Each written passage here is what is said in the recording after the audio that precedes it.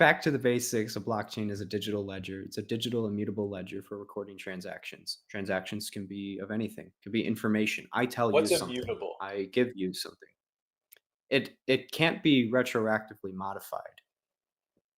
So I can't go back and change the past. I can only build on top of it. And that's really good to know. Um, if you and I transact in some way, I'm buying something from you. I give you currency. You give me goods.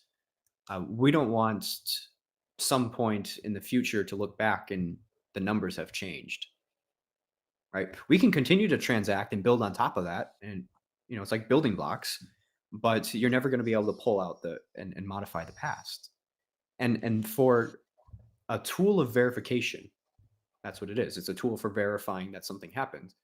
This is very useful, and it's very useful at scale. It's useful when there's tons of people involved, many parties, and we know that's very true for finance in particular. There's and supply chain, like any time that something is moving and exchanging hands, you have different people, different systems, different registries, computers. You have information that's held in my hard drive and it's not in the cloud, and like there's a thousand things that can go wrong. And there's a thousand different ways. It's like the game of telephone, right? Everyone's played a game of telephone where you whisper something and then they mishear it and it goes to the next person. It gets misheard. It goes to the next, and you come around, and what you started with is not what you've ended with. It's the same thing with information where things get changed, lost. It's like there's air leaks, right? In your piping where, oh, this number fell off. This document changed. Now it's outdated. How do we start to synchronize this stuff? And that's as a technology, the big opportunity for blockchain, because it's not just an immutable ledger, but there's one word that I've left out until now. It's a decentralized ledger, which means that this ledger is not in the control of just one person, one party. So you have a few different buzzwords going on. You have immutable, right? So it can't be changed retroactively. You have digital. This is online. It's in our computers, and then it's decentralized. We can all contribute to a blockchain. We can all read a blockchain. We're all part of the system.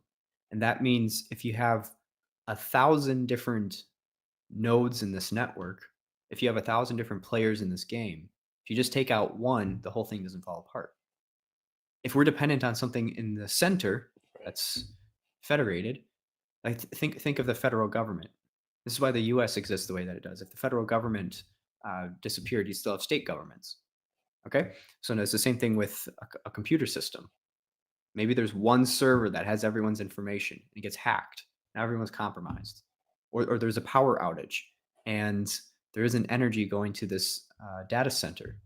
Well, then we'd lose everything. So these systems become decentralized, and we do that because they're more resilient and they're resistant to becoming compromised. So immutable, digital, decentralized. Some people say distributed. It's all over the place. And as a technology, it's a massive advancement in how we're able to interact online, how we own things, how we view and store information.